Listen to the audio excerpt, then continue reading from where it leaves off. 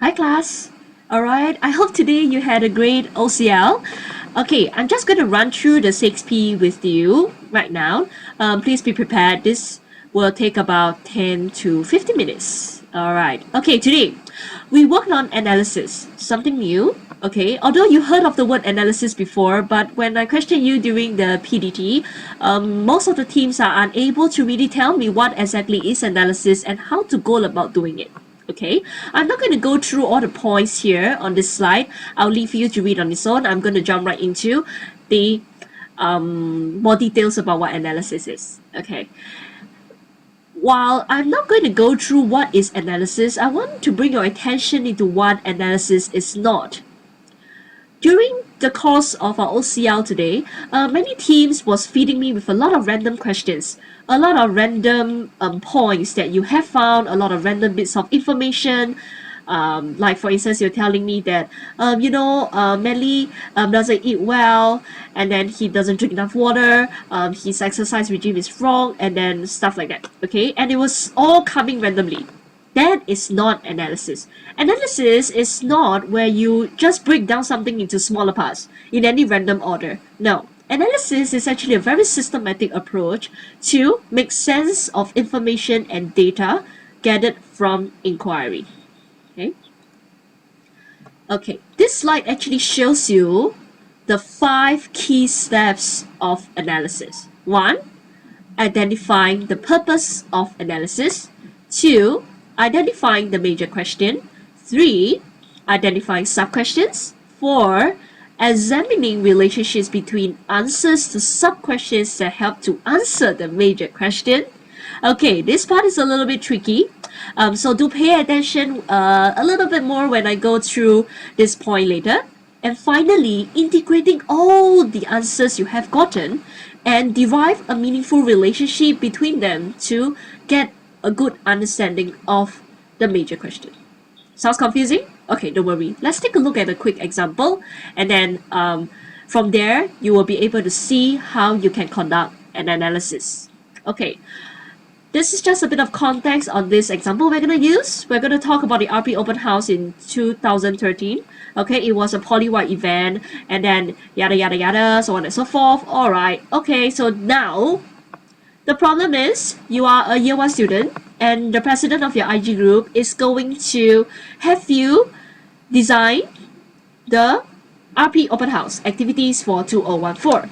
Okay, because he feels that it is very important for the IG, okay, or RP Open House to have very interesting and attractive activities. And as a year 1 student, you will definitely be in a better position to know what interests or attracts potential students. After all, you just entered RP yourself. Okay, so first step, identify the purpose of the analysis.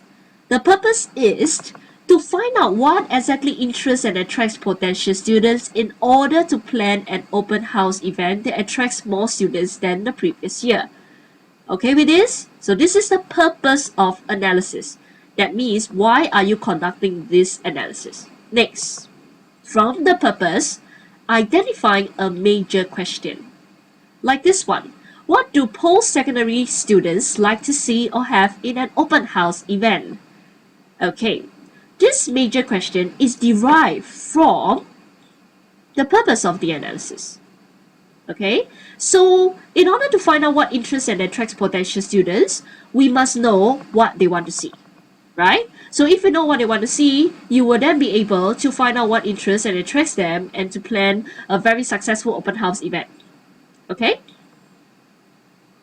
Step 3, identifying sub-questions. I think we have also gone through that quite a bit today. Okay, I'm just going to run through one example with you. Okay, for instance, one of the factors affecting the popularity of the open house could be the type of goodie bags and items. Some of my students from other SEMs actually told me that they went to an open house because of the goodie bag.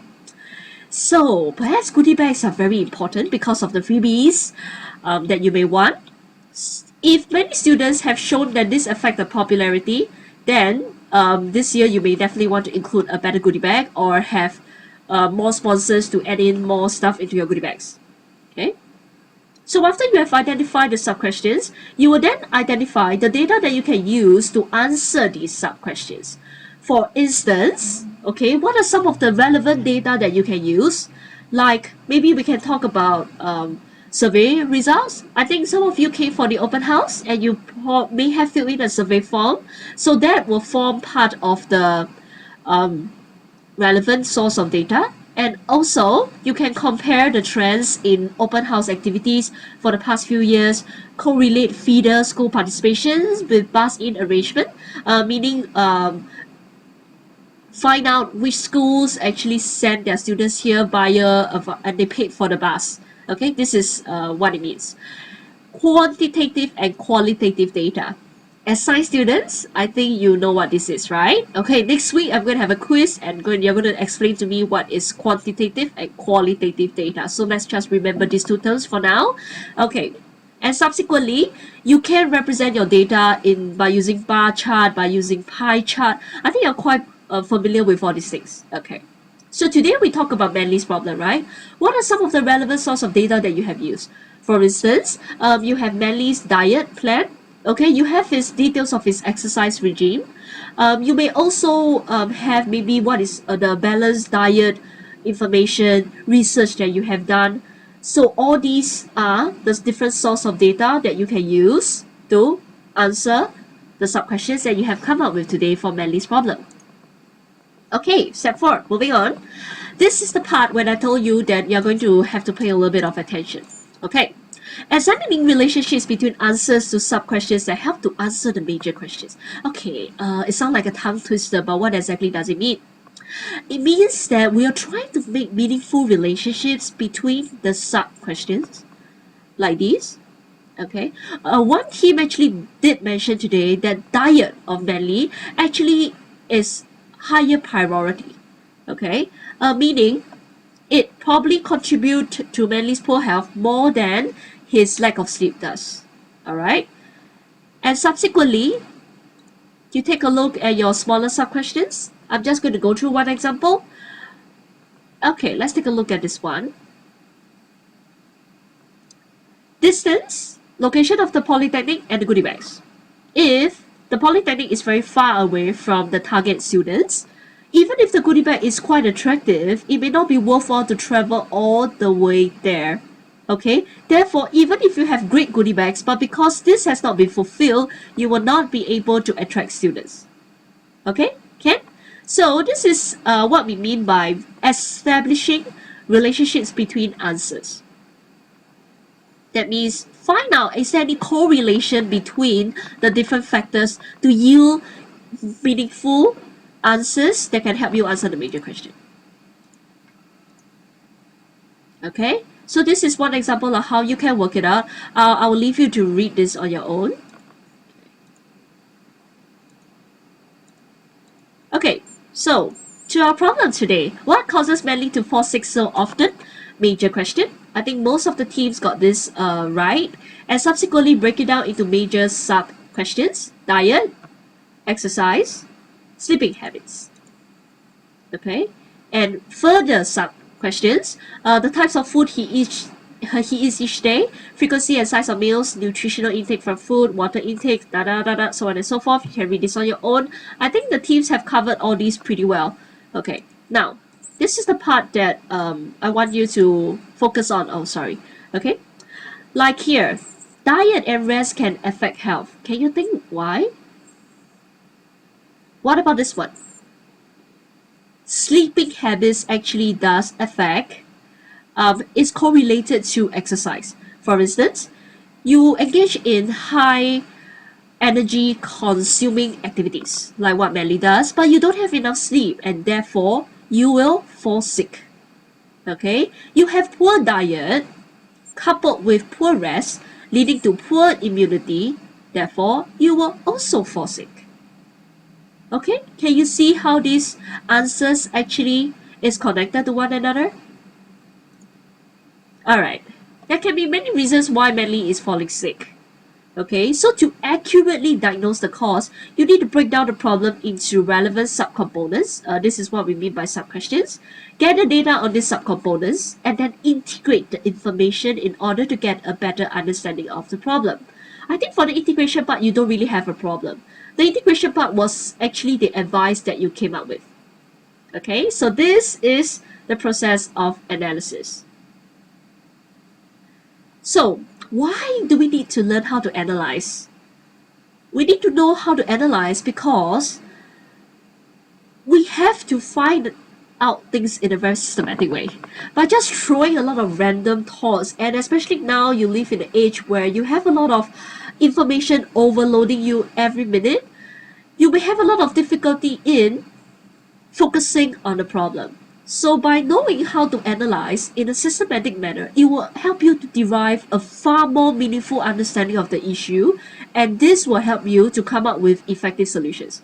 Okay, take for instance, you want to improve the facilities of a laboratory. Okay, by just looking at the laboratory, taking one glance, it's not going to help you very much, and you may have missed out some very essential things by perhaps breaking it down into different parts. For instance, talk about maybe laboratory equipment, maybe talk about the furnishings in the laboratory, and maybe you want to talk about also the placement of the chemicals or the tools or stuff like that. So after you have identified the relevant components, you further break it down. And then you will be able to yield a very more meaningful understanding of the issue. And through relating the different answers together, okay, like for instance, the placement of the furnishing of the lab actually does affect the placement of the equipment, correct? So by understanding there is a correlation, when you're redesigning or improving the laboratory, you will then be able to come up with far more effective solutions. All right? Okay, so it is important that at the end of today, you have achieved two things. First of all, you are able to identify the subject of analysis, meaning what are you analyzing? Secondly, you are able to determine and examine the relevant components of the subject, meaning you are able to break it down into the correct and relevant subcomponents or sub-questions, we call it. And next, you're able to demonstrate analysis of problem statements, solutions through the use of appropriate representations. Okay, I'm also concerned about the representations part. I will talk a little bit more about it next week. Okay, do remember what I said for you to do. Go and find out about qualitative and quantitative data. We will talk more about it next week. Okay, with that, we have come to the end of my 6P. Okay, I'll see you all next week and have a great week ahead. Bye bye.